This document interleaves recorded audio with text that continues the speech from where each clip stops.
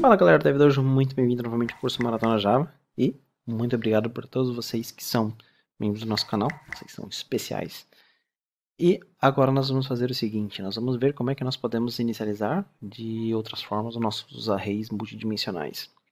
Para isso eu vou copiar aqui essa classe, arrays, aula 8, arrays multidimensionais 1. Vou criar uma nova classe aqui, Alt Insert, Enter, troca o último dígito para 2. PSVM.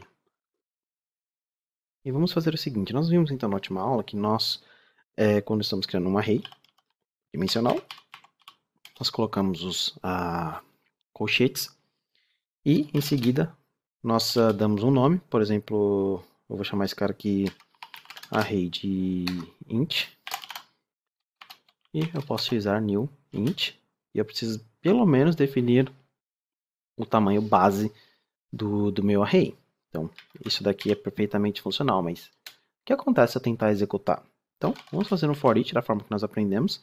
Nós temos aqui uma variável de referência que vai ser um int array. Vou usar o tamanho 3 aqui. E aqui eu tenho... Vamos chamar esse cara de array base, que faz referência para o array int. Aí, dentro, nós vamos agora fazer um outro for, mas nós vamos agora, tecnicamente, pegar o valor que está dentro de cada uma dessas posições e ele vai ser baseado no array base. O que acontece se eu tentar fazer isso? Bom, se você executar, você vai ver que nós vamos ter um null pointer exception.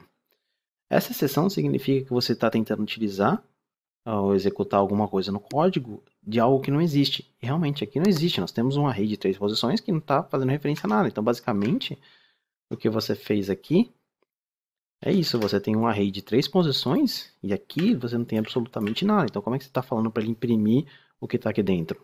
Então lembre-se, a variável de referência, o padrão de inicialização é nulo. E como um array é sempre uma variável de referência, sempre um objeto, esse cara aqui, ele está fazendo referência para um objeto, mas o objeto não existe, então qual é o padrão para inicialização de objetos? Nulo. Variáveis de referência sempre inicializam com um nulo se você não dá um valor. Então, se fosse um array de inteiros, seria 0. Mas como isso daqui é um array de arrays, o valor padrão, na verdade, é null. Então não está escrito null, null significa que não tem referência a nada. Então quando nós tentamos executar aqui e imprimir, nós temos um null pointer exception, porque não existe nada. Bom, como é que a gente pode fazer para inicializar? Bem simples, a gente pode fazer o seguinte. Você chama a posição que você quer, posição 0, e aí você tem que associar um novo array. Você sabe agora como faz para criar um novo array. Você pode falar, eu quero que a posição 0 ela faça referência para um array de 2 posições. Mas eu quero que a posição 1 faça referência para um array de 3 posições. E a posição 2 faça um array, posição para um array de, por exemplo, 4 posições. Ou 6 posições, por exemplo.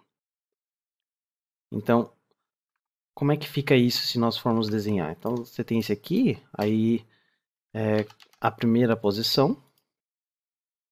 Vamos copiar aqui, Ctrl+C, Ctrl+V. Então, a primeira posição desse array está fazendo referência para um outro array, mas esse outro array ele tem 2. Eu não sei como é que eu vou fazer para deletar esse valor aqui. Então, não sei se tem como deletar, então eu vou só fazer o seguinte. Dar um jeito aqui no que tem. Então, basicamente, é isso que está acontecendo. Nós temos uma referência, um array de 2 posições. O 0, posição 0 desse cara. Então, vou copiar aqui essas posições novamente. Faz referência para um array de 2 posições. E a posição 1? A posição 1 faz uma referência para um array de 3 posições. Então, você tem um array de 3 posições aqui. Então, um arrayzinho de 3 posições. E esse cara aqui está fazendo referência para ele. E o segundo, como você sabe, 6. Então, está fazendo referência para um array de 6 posições. Então, esse cara aqui faz referência para esse array. Então, como você pode ver, o array que as posições aqui fazem referência, eles podem ter a quantidade de tamanhos indefinida, por isso que você não precisa necessariamente inicializar aqui. Como você pode ver, nós temos vários tamanhos, e agora, esses valores aqui, agora nós temos alguma coisa, agora nós temos um valor aqui em memória. Tá? Então nós temos um valorzinho em memória, que é como mais ou menos algo que aconteceu aqui, né? Então, vou trocar aqui um valor, digamos esse aqui agora seja 1 e esse aqui seja 9. Vamos dizer que é diferente. E cada uma dessas posições aqui você sabe que vai ser inicializada com o padrão para inteiro, que é 0. Então se eu imprimir agora, Ctrl... posso até fazer o seguinte, colocar aqui, ó, Salt, vou só colocar um traço, e vou tirar o LN, porque o LN, ele imprime na próxima linha, então por isso que ele sempre está pulando linha. E vou colocar um espaço aqui para não ficar tudo junto, só vai ficar um pouquinho mais organizado. Então Ctrl Shift F10. Então você tem aqui, ó, não ficou muito organizado não, tem que fazer aqui System Out Print LN. Na verdade, eu posso colocar aqui um contra barra N, que ele pula uma linha. Ctrl Shift F10. Agora sim. Primeiro, tudo bem. Então, como você pode ver, o primeiro 000, daí 3 zeros, 6 zeros. Então, basicamente, é o que nós temos aqui, ó. 2 zeros, 3 zeros, 6 zeros. E como vocês já sabem também, as regras que você tem para inicialização de arrays, que nós vimos na última aula, pode ser aplicada aqui. Então, por exemplo, eu posso falar que esse array ele vai ser inicializado dessa forma, ó. Voltando aqui, esse 3 aqui vai ser inicializado dessa forma, 1, 2, 3.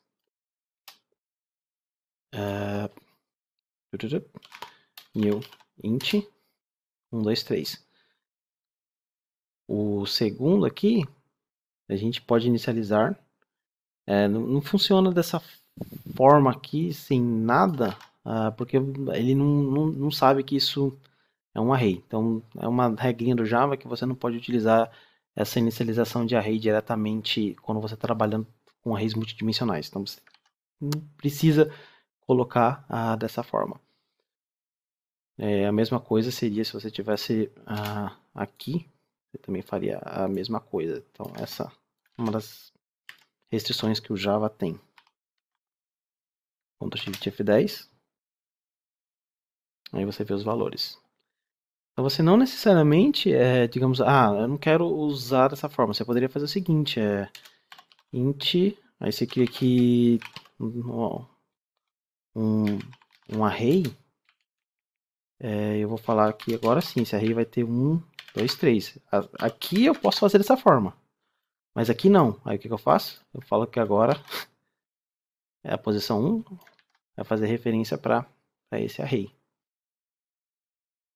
Então, se eu executar agora Ctrl Shift F10, nós temos exatamente o mesmo resultado.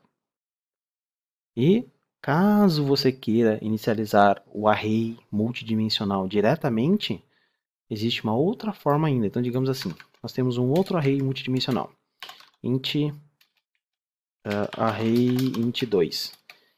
Esse cara é um array multidimensional de 2 posições. E você gostaria de inicializar ele já com valores.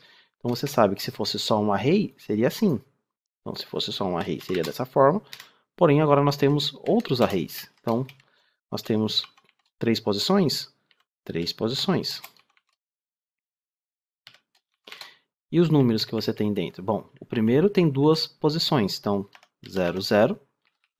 Aí aqui nós temos 3 posições. Podemos colocar 1, 2, 3. E aqui temos 6. 1, 2, 3, 4, 5, 6. Ctrl L para formatar o código. Então, o que aconteceu aqui nesse array 2? Basicamente, estou falando que é um array. Qual é a base do array? Qual é o tamanho base do meu array? Que é o tamanho que eu preciso obrigatório definir. Ele conta quantos espaços você separou. Então, 1, 2, 3. Então, beleza. Ele já sabe que ele tem que criar um array de 3 posições base. E a referência para os outros arrays aqui que nós temos dentro. Aí ele vem e conta a quantidade que você criou aqui. Então, um array de 2 posições, um array de 3 posições e um array de 6 posições. Então, se eu trocar aqui para esse for para array int2, nós devemos esperar exatamente o mesmo resultado. 0, 0, 0, 1, 2, 3, 1, 2, 3, 4, 5, 6. Bom, então era isso que eu tinha para falar na aula de hoje. Pode parecer um pouquinho complicado, mas na vida real, muito provavelmente você não vai utilizar arrays multidimensionais, tá? Só lembrando que temos algo mais poderoso, que é chamado de coleções. Nesse caso, a coleção que faria referência, seria caso o array multidimensional, seria o map. Mas não se preocupa que nós vamos ver isso lá na frente. Então, eu vejo vocês na próxima aula. Até mais!